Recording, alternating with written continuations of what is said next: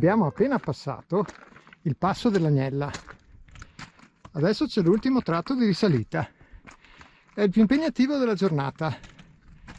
È un po' esposto, ripido.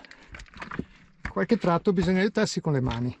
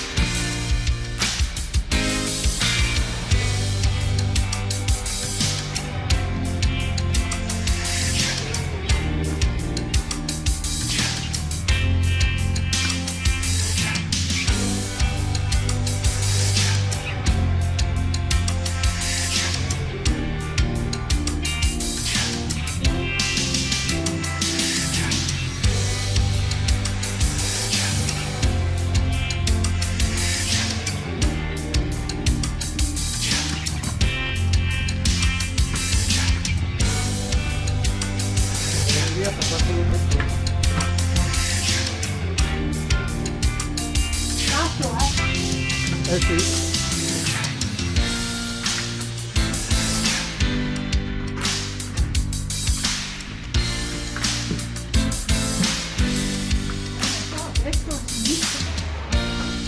A destra qui.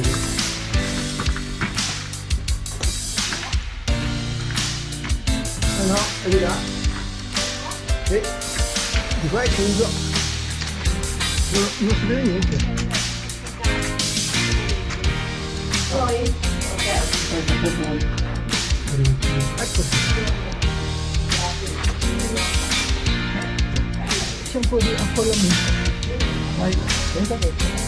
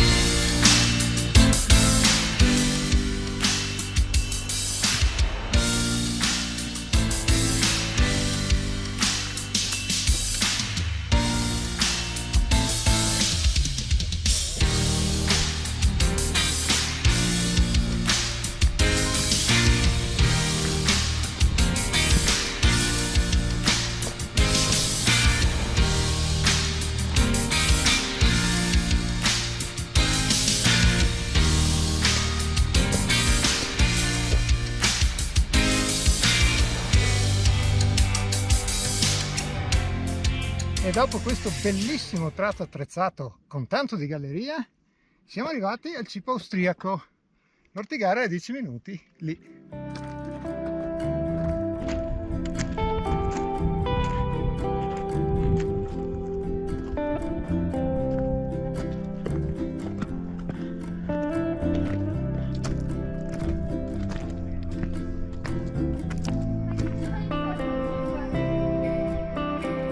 Eccoci arrivati in cima al Monte Ortigara, nella famosa colonna mozza, simbolo delle tante, troppe vite spezzate da queste parti durante la Prima Guerra Mondiale.